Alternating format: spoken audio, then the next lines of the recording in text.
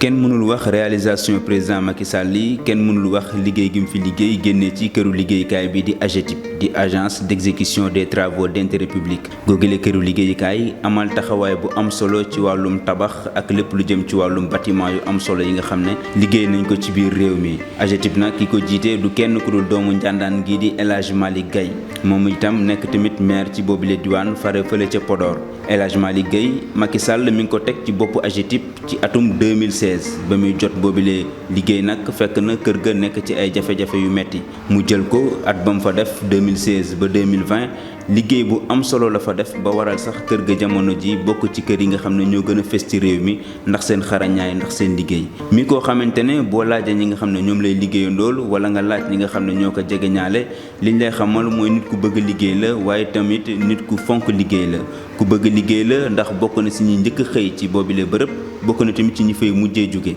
di firndeel ni tamit loolee moo waral moo am résultat yu am solo yi mu am foofee ca AGETIP El Hadj Malick Gueye nekk tamit ab manager maanaam koo xamante ne ku mën a jiite ab équipe la ku ci nekk dana la jox la nga moom ku ci nekk tamit mu teg la fa mu la war a teg loolee la xam leen sax loolee moo waral mu am succès ci boobile boîte El Hadj Malick Gueye Sunugal 24 di ko sargal ci atum 2020 bi gannaaw résultat yu am solo yam fa def.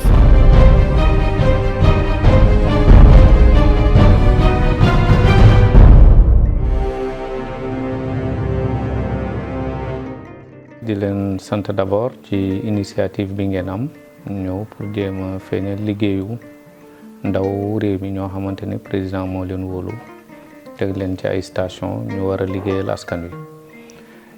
ci loolu may sant bu baax a baax son excellence le président Macky Sall bi ma wóolu ba teg ma fii ci boppu AGETIP depuis plus de 5 ans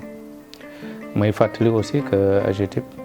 gouvernement Sénégal moo ko créé ci ndimbalu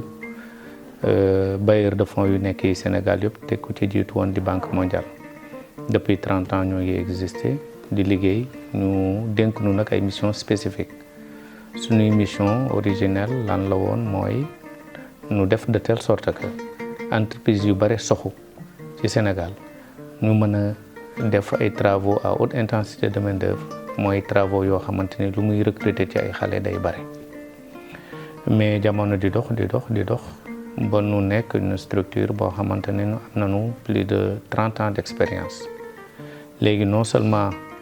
mission yu jëkk yu ñu dénkoon ñoo ngi koy def mais dañuy def aussi ay projets yu mag a mag nga xam ne c'est des projets d'envergure comme ni nga ko waxee léegi nag année 2020 muy année boo xamante ni feebar bu ñu tudd mbas mi bu ñu tuddee bi Covid-19 muy coronavirus mu ñëw xaw a perturber planification bu yu nit ñi defoon yëpp mais comme ni ko président waxee feebar bi war nañu xeex ak moom mais waruñu baisser sunuy bras bañ liggéey nun nag comme structure lañu boo xamante ne il faut nu liggéey pour nu mën a exister feebar bi lu mu doon metti risques yi lu mu doon bare teewul danoo nekkoon ci terrain bi di liggéey parce que sunu liggéeyul du nu fayeeku te sunu fayeekul du nu fay sunuy salaire moo tax il est vrai que feebar bi perturbé nañu mais teewul suñuy projet moom dañ ko doon suivre comme ni ñu ko waree suivre pour que président aussi mën a atteindre ay objectifs am ci programme yu bare yooyu nga xamante ni dénk nañu ko. pour ñu wax nag ci bilan AGETIP ci benn waxtaan dina xaw a jafe parce que lu ñuy wax suñu ay mission dafa transversale AGETIP kuréel la goo xamante ni genre projet yëpp lay gérer. ministère yëpp lay liggéeyaale mairie yëpp la ñuy liggéeyaale état bi de façon générale ñëpp la ñuy liggéeyaale donc structure bu mel noonu xëy na day am échantillon bu muy jël rek ci bilan ren nag comme ni ma ko waxee malgré le fait que ni ñëpp a jàpp nañ ni affaire yi doxul nun noo ngi woon ci terrain bi di liggéey su leen fi ñëwee tey xam ngeen ni heure bi guddi na mais malgré ça ñoo ngi fi te dañuy continuer di liggéey parce que sunu plan de charge moo tollu noonu pour bañ ma répété wu suñ doon cité tey sunu ay projet yoo xamante ni ñoonu gën a marqué ci année bi mën nañ ci citer d'abord programme bu ñu tuddee programme de construction de sphère administrative régionale xam ngeen président dafa fas yéene gën a jëmmal administration décentralisée mooy gouverneur yi ak préfet yi ak sous-préfet kii ci région yi moo tax mu fay tabaxaat ay gouvernance yu bees ay préfecture yu bees ay building administratif yu bees muy programme bu mag nga xam ne président moom moo ko lancé bi muy def tournée économique am septembre bii passé ci Kaffrine foofu la ko lancé bu mu ñëwee fekk niveau d'avancement bi sore na lool boobu di projet bu rëy di projet boo xamante ni day révolutionner administration sénégalaise l'administration décentralisée loolu mën nañ ko citer ci sunu ay projet mais aussi 2020 mën nañ ci citer des projets culturels parce que aussi ci projet culturel yooyu mën nañ leen ci wax l'écomusée des civilisations Peul bu président fas yéene tabax fële ci Agnam Kodo dans le département de Matam dans la commune des Agnam muy projet bu mag boo xamante ni association Tabital Pulago internationale bu regroupé 28 pays africains et la diaspora ñoom ñoo ko bokk ñoom ñu tànn Sénégal ni seen fii la ñuy def tabaxee siège bi musée bi fii lañ koy tabaxee président yëkkati projet boobu dénk nañ ko ñu def études yi ba pare ko ba implanté nañ ko travaux yi commencé nañ loolu aussi muy jéego bu am solo ci yoo xamante ni projet yu ñu def lañ mais aussi su leen xoolee Sénégal marché yu bari dañuy tàkk parce que tout simplement niñ ko tabaxee respecté wul normes yi kenn xamul marché bi fan la commencé fan la yem président initié benn programme bu mag bu tudd programme de modernisation des marchés boobu aussi mu dénk nu ko ñu commencé ko ñoo ngi Ziguinchor ñoo ngi Kaolack ñoo ngi Diourbel fii ci Dakar am na yu ñu war a démarrer et cetera muy programme boo xamante ni marché yu gën yi mag gën na bari problème dañ leen di reprendre fàtte naa mën naa ci tuddaale marché Sandaga nga xam ne fu mu nekk position embouteillage yu mu doon créé il faut vraiment jokkuloon xam ne mën nañ ko defar ba mu méngoog jamono te du tee ñu fa nekk ñëpp mën fa dellu si te du tee circulation bi di am esplanade bi fa amoon nga xam ne tubaab yekk fa defoon en 1932 ñu delloo si waat ko te du tee ñu fa nekkoon ba daañ ci mën a yokk ñeneen ñu def leen ci lu mel noonu lu ñuy def Tilène nga xam ne benn lakk moo ñoon yóbbu marché bi yëpp lépp lu fa amoon ci cantine ak alal ak lépp dem ci benn incendie ñoo ngi koy defaraat nga xamante ne maintenant day respecter les normes de sécurité incendie xam ne dañ koy def ak protection civile avec les sapeurs pompiers nga xamante ne incha allah président de la république su paree ci programme boobu du ma ni lakk dootul amati de mais partie boo xamante ni bi laal nañ fa bu soobee yàlla lakk dootu fa am wala su fay am tamit daañ ko mën a maîtriser le plus rapidement possible parce que disposition constructive yi mu laaj yëpp dañ ko ciy def nga xamante ne su dara amee tamit du mën a progresser comme nu mu daan gaawee progresser bon su loolu weesoo aussi ñoo ngi ànd ak les collectivités locales président daf leen jagleel benn programme bu mag bu tudd PACASEN def ci lu tolloog 130 milliards téeméeri commune ak ñaar fukk ak ñett bokk ko commune yu gën a rëy ci Sénégal signé ak ñun pour ñu dimbale leen ci nañuy nañuy réaliser projet yu mel noonu ñoo ngi ci bu baax a baax am na yoo xamante ne lancé nañ ko semaine passée rek la ñu jógee Ziguinchor lancé fa projet bu mag boo xam ne daan fa defar 7 kilomètres de voirie urbaine projet boo xamante ni dana mën a employer plus de 1000 jeunes war fa tabax ay centres aérés yu mag war fa tabax ay postes de santé ay écoles et cetera et cetera en fait pour vous dire que ni ñun daanaka ci lépp lu ñuy laal ñoo ngi ci tali yi ñoo ngi ci marché yi ñoo ngi ci musée yi ñoo ngi ci écoles yi ñoo ngi ci collèges yi dañuy laal fépp pour le compte de l'État mais aussi ministères yi wala collectivité territoriale mooy mairie yi. xëy na dina jafe ma ni bii moom ma ci gënal wala bii mooy 1 wala bii mooy 2 mais bi mu ci mën a citer mooy écomusée des civilisations Peul. C'est important parce que day retracer histoire wala culture Peul yu nekk ci Afrique yépp nga xamante ni projet panafricain la xam nga le président de la République c'est un panafricaniste association bi depuis plus de 20 ans ñi ngi wut financement mënuñu ko am moom mu defal leen doon ni dinaa ko financer mu invité nu palais ba ñu ñëw présenter que projet bi mu valider ko avec les membres de cette association internationale donc yeneen yi xëy na mën naa wax ni nun la rek ci sunu biir mais bii day génn Sénégal jox beneen xar kanam Sénégal jox nu beneen notoriété ci wàllu culture ci wàllu aada ak cosaan donc boobu vraiment marqué na ma ci année 2020 bi. En fait man je pur produit wu AGETIP la donc dama fi mbappatee ba doon fi champion donc xam naa kër gi xam naa ruq-ruqaat yi xam naa projet yi xam naa nit ñi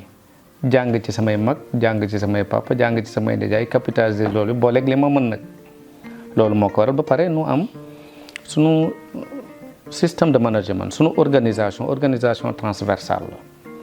su mu lay wax projet yi da ngay wax woo loolu bare na nan ngeen di def ba kii ko mais fii ay équipe bu expert dong lañu ay ingénieur ay architecte ay informaticien programme bu ci ne da ngay jël ku xarañ na yow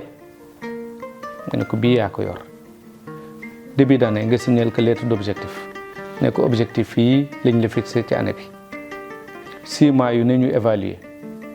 soo baaxee ñun la baax na su baaxul ni kii suñu waree changer ñu changer suñu la waree fay prime ñu fay la prime donc wax naa ko léegi nun amuñu droit tëdd di nelaw da ngay liggéey jox ki nu dénk kooku fay nu pour noonu nu mën a fay suñu ay salaire donc ku comprendre système boobu da nga ciy mën a dox ku ci mënul comprendre nga xam ne sa place nekku fi aussi simple que ça donc nun fii liggéey amul beneen critère bu dul liggéey nu directeur général bi du futteekoo nekk ci terrain bi noonu la bépp ingénieur bu fi nekk wala architecte bu fi nekk noonu ngay wàccee ci terrain bi ànd ak nun amuñu samedi amuñu dimanche léegi nag laaj na rigueur boobu nag da nga koy teg ci xam-xam da nga koy teg ci management éclairé loolu xëy na mooy secret bi mais kenn mënul dara dañuy wax toujours nun AGETIP famille la mooy ku nekk AGETIP da ngay gëm AGETIP comme ni ngay gëmee sa bopp AGETIP ngay gëm c'est que suñu tuddee AGETIP soo romboon fen sax ñu tudd AGETIP da ngay taxu ba xaar lan lañ ciy teg suy lu rafet nga continuer suy lu ñaaw nga xub sumee ko xeex donc culture d'entreprise la ñu am bu ñuy permettre tey ku fi nekk da ngay identifier wu ci affaire bi da nga koy bëgg samedi ak dimanche da ngay jógee sa kër ñëw fii di liggéey si bàyyi sa famille et cetera dañoo am benn culture liggéey loolu la ñu gëm ci loolu la ñu formé loolu la ñu nàndal de telle sorte que loolu moo tax portefeuille bi lu mu yaatu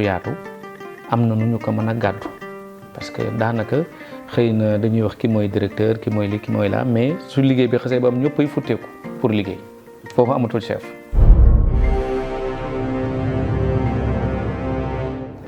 Je m'appelle Mangom Nia, directeur du développement et de la communication. mun naa ci wax lu bëri mais ma tànn ñaari poñ yuy wane ne lii ngeen ko tànn mérité na ko sinon sax ci gis-gis lu xaw yéex la mais ni olof di waxee lu jot yomb Malick bi muy nekk directeur général fii la ma fekk ñu nekkoon ci période boo xamante ne période li ñuy wax période trouble conjoncture bu metti agence yi takkarnaase wuré wi pënd bu pëndee nag kenn du xàmmee kenn ci anam yooyu la jëlee AGETIP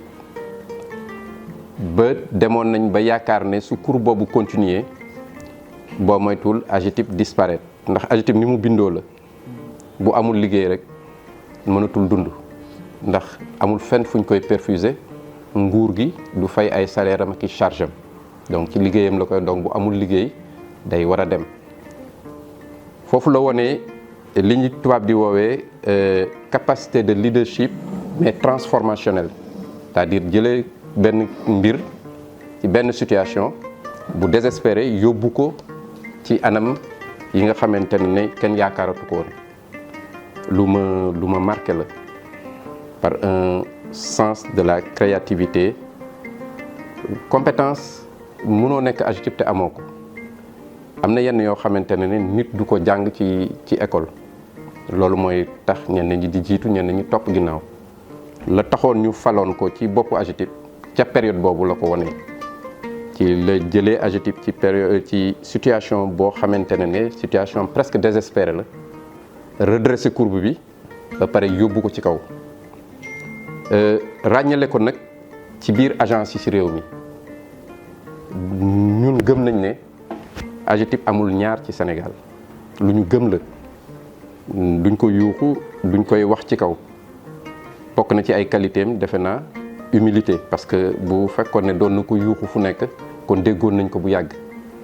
mais ay résultats am tey ñooy plaider pour loolu. deuxième chose bi nga xamante ne marqué na ma mooy que nit da ngay am vision AGETIP ci wàllu li ñuy woowee développement en termes d'infrastructure de base daf ci dem ba jeex c'est-à-dire que wër nañ daanaka mbir mi. Sénégal toll ci foo xamante ne phase d'émergence la président de la République ne à partir de maintenant jóge nañu ci lutte contre la pauvreté passé nañ pays en voie de développement ñu ngi jëm ci émergence mais ñëpp xam nañ ne que financement wu développement financement wu lutte contre la pauvreté bokkul ak financement wu émergence. En tant que directeur général il a réfléchi au niveau ci financement yu bees yi nga xamante ne ñoo war a accompagner émergence boobu dajale nguur gi ak ñi koy financer ay experts internationaux fii ci King Fahd institution financière yi ñëw suñu gouvernement ñëw mu ne leen nii la ñu war a réfléchir ci wàllu financement ñu tuddee ko financement innovant mu tuddee ko financement innovant du développement en Afrique ndaxte bul fàtte ne boobu président moom mooy président commission infrastructure bu NEPAD mu nekk succès bu rëy donc su fekkee ne AGETIP ci rôle AGETIP la bokk aussi di conseiller nguur gi ci ay doxalin suñu demee ba AGETIP mën a repositionner wu sur le plan institutionnel assurer leadership am ba pare indi ay innovation saay ki jiite AGETIP buñ ko waxul jërëjëf tamit mën nañ ko reconnaître mérite boobu te c'est une différenciation de taille boo xamante ne man mi ko dund mun naa ko témoigner.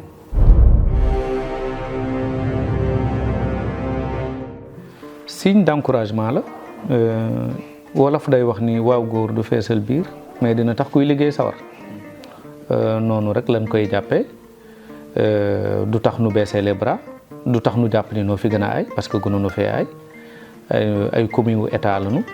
lu nu war mooy suñu yeewoo ci suba ba ngoon li ñu dénk nu def ci lu nu mën ak lu nu mënul pour que ñi nu dénk bañ ñoo xeeb parce que aussi ay doomu góor lañu donc loolu dañ koy jël ak beaucoup de philosophie xam ni noonu rek la mën a demee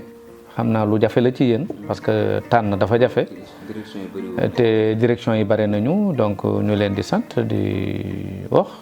dañ koy bokk ak suñu yeneen naataango yoo xam ne xëy na tànnunu leen parce que nag liggéey bu ñuy def aussi dañuy mottalante mooy da ngay def lii mais am na keneen ku lay mottali ci leneen et cetera donc travail d'équipe la xëy na su leen tànnee kenn kooku day représenter ñëpp rek équipe bi yëpp mais du parce que moo fi gën a aay mais xëy na noonu la war a demee.